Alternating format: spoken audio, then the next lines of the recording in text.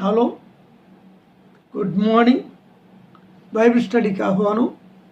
మత్తయి సువార్త 8వ అధ్యాయము.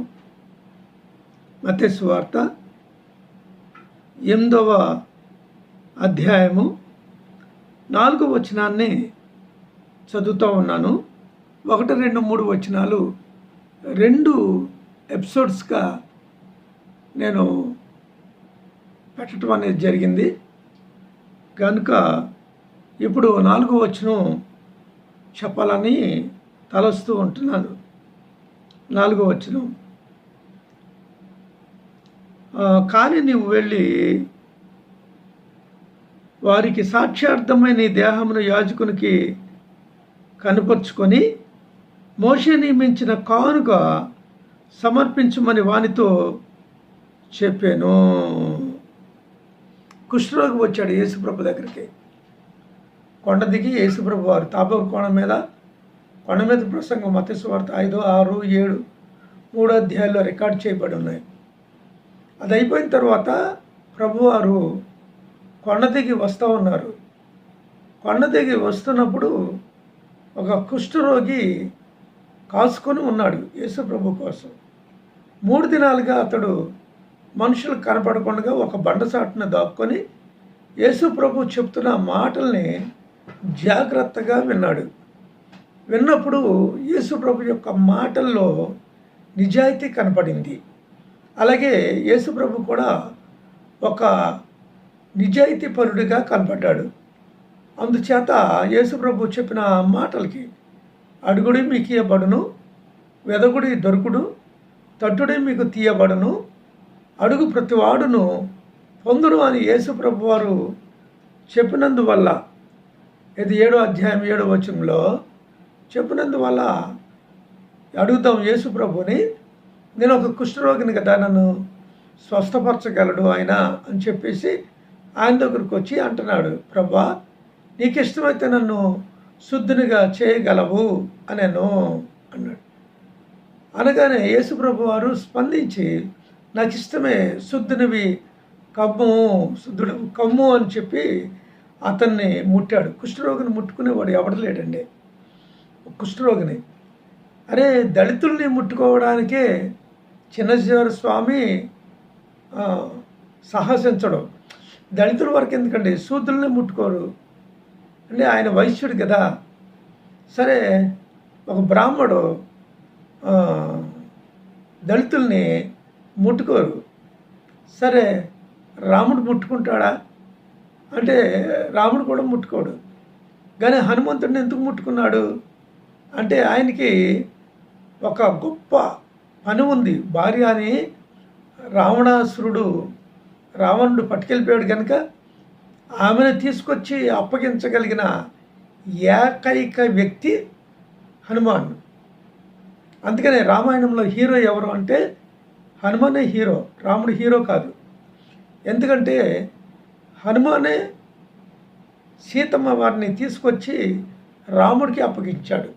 రామాయణంలో హనుమాన్ లేకపోతే అసలు రామాయణమే లేదు. అందుకనే హీరో ఆయనే. అయితే ఏం చేశారంటే హనుమాన్ని రాముడు పాదాల దగ్గర కూర్చోబెట్టేశారు.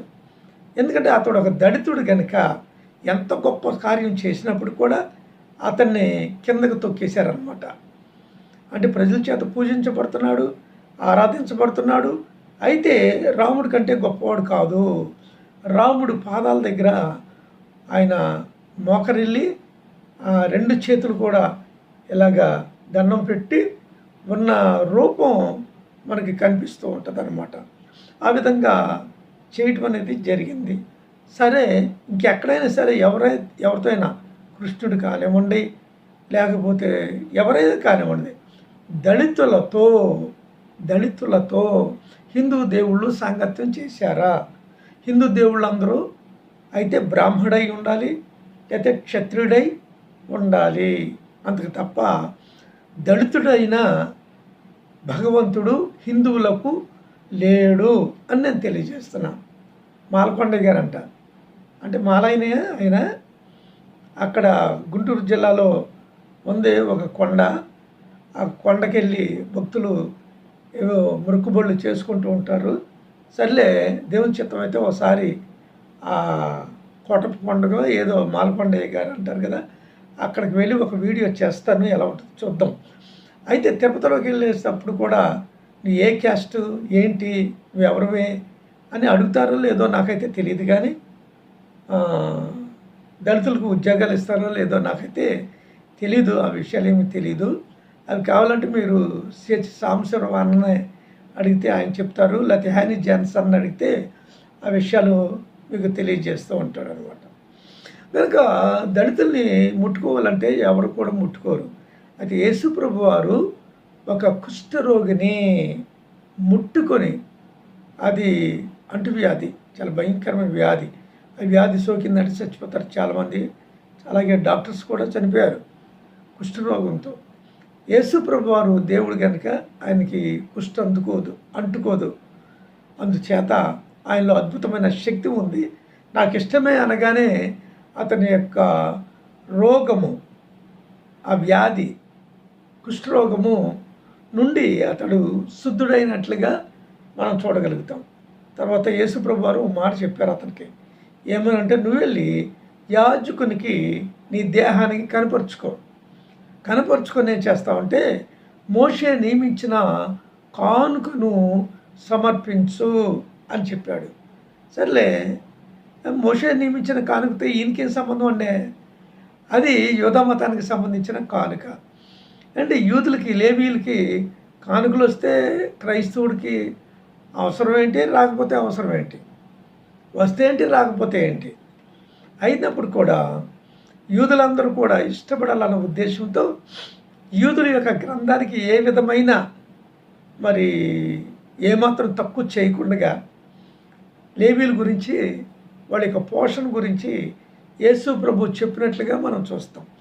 అండ్ మోషే నియమించిన కానుకని అర్పించమని చెప్పాడు కనుక ఇప్పుడున్న పాస్టర్లకు కూడా ఇవ్వాలండి, కానుక ఇవ్వాలండి అన్నాడు. అరే పాస్టర్ లేవీడు కాదు, అసలు కొత్త నిబంధనలో మాస్టర్ లేదు, కానుక లేదు, రెండవది దశంభాగం కూడా లేదు అని నేను తెలియజేస్తూ ఉన్నాను. అయితే యూదా మతానికి 2000 సంవత్సరాలుగా యేసు ప్రభు తర్వాత క్రీస్తు శకం 70 సంవత్సరంలో కొలాప్స్ అయిపోయింది. ఆ దేవాలయం కూడా పడగొట్టబడింది. వాళ్ళకి దేవాలయం లేదు, యాజకత్వం లేదు, లేవీలు లేరు, ఎవరు లేదు, ఏమీ లేదు. ఇక ఇప్పుడు కడతారంటున్నారు. మరి ఏం చేస్తారో మనకైతే తెలియదు. కానీ దాంతో మనకి అసలు పనే లేదు.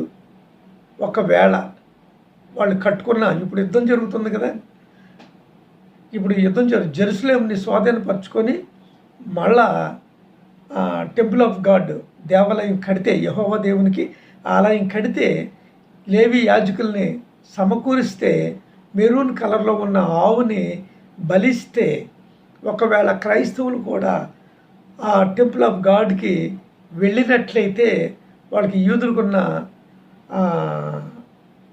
ఆ సమానత్వం, యూదులతో సమానులుగా చూడరు, ఒక అన్యులుగానే చూడబడతారు. కనుక దాని గురించి క్రైస్తవుడు ఎవడు కూడా ఆశ పడొద్దు, అటువైపు కన్నెత్తి చూడొద్దు అని నేను తెలియజేస్తున్నాను. ఇజ్రాయిల్ యొక్క చరిత్రను తెలుసుకోవాలి అంటే తప్పనిసరిగా యూదా దేశాన్ని, ఇజ్రాయెల్ దేశాన్ని మనం సందర్శించాల్సిందే, చూడాలి, వెళ్ళాలి. కానీ అది మనకి పుణ్యక్షేత్రం కాకూడదు అని నేను తెలియజేస్తున్నా. యోహాను సువార్తకు వెళ్ళినప్పుడు ఆ విషయాలు నేను తప్పనిసరిగా మీతో పంచుకుంటాను, యెరూషలేం గురించి మాట్లాడేటప్పుడు. కానీ ఇప్పుడు మాత్రం ఆ దేశం గురించి కానీ, ఆ దేవాలయం గురించి కానీ, యాజకత్వం గురించి కానీ మనకు అనవసరం. అందుకనే మోషే నియమించిన కానుకని సమర్పించమని ఆ కుష్ఠరోగి ఒక యూదుడు కనుక యూదులుగా చెందవలసిన కానుకల్ని, దశంభాగాల్ని ఆపదలుచుకోలేదు యేసుప్రభు వారు. మీరు ఇచ్చుకోండి వాళ్ళకే అని తెలియజేశాడు. అయితే మత్తయి సువార్త 8వ అధ్యాయం వచ్చాం కదా, ఇప్పుడు 8వ వచనానికి వెళ్ళేసరికి, 10వ అధ్యాయం 8వ వచనానికి వెళ్ళేసరికి క్రైస్తవులకి, అంటే అపోస్తులకి కానుకల గురించి ఏమి చెప్తున్నాడో యేసు ప్రభువారు అనేది అక్కడికి వెళితే మనకు దొరుకుద్ది. కనుక అంతవరకు కూడా ఓపికతో ఉండాలని, ఈ వీడియోస్ చూస్తూ ఉండాలని తెలియజేస్తూ ఈ నా మాటలు ముగిస్తున్నాను. షాలోమ్.